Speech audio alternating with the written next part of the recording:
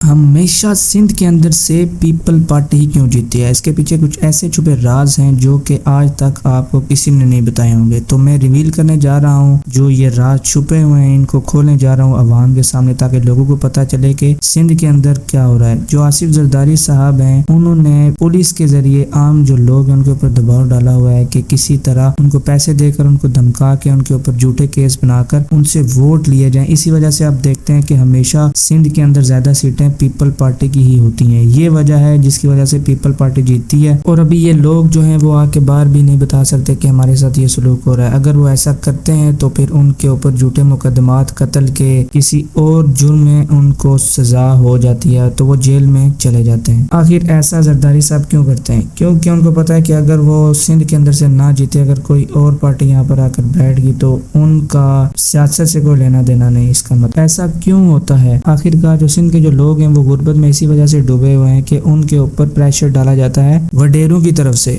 और वडेरों को जरदारी साहब बहुत सारा पैसा देते हैं, जिसकी वजह से वो आगे जो उनके मोहल्ले के या उनके गांव के लोग होते हैं वडेरों के, वो उनको खरीद लेते हैं, उनको थोड़ी बहुत रकम दे के वोट अपने हक में कर लेते हैं। इस वजह से आपने देखा होगा कि हमेशा पीपल पार्टी ही ज्यादा सीटें होंगी सिंध के अंदर।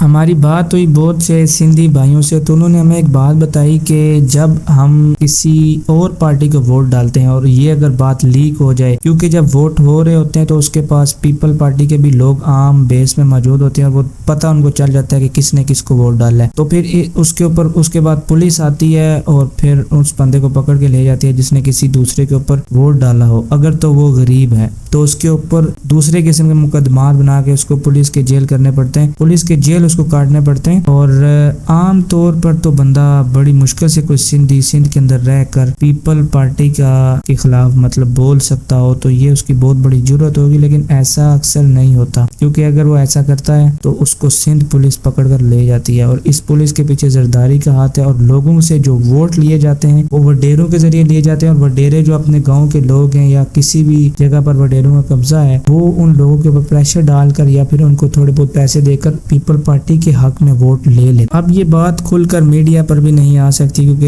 ऐसी चीजें मीडिया कभी नहीं बयान करेगा, क्योंकि मीडिया हमेशा न्यूट्रल होता है और वो किसी भी पार्टी के खिलाफ या फिर किसी की पार्टी की तरफ नहीं बोल सकता। अगर वो ऐसा करता है तो वो उसकी एक अपनी अलग होगी और वो लोगों की नजरों में वो मीडिया का चैनल जो है वो खुलकर सामने आ जाएगा। तो आज की वीडियो इसी के ऊपर थी कि आखिरकार जरदारी साहब सिंध के अंदर हमेशा किस तरह जीतते हैं और लोगों के ऊपर किस तरह प्रेशर बनाकर उनको लूटा जाता है और उनसे अपनी बातें मनवाई जाती हैं।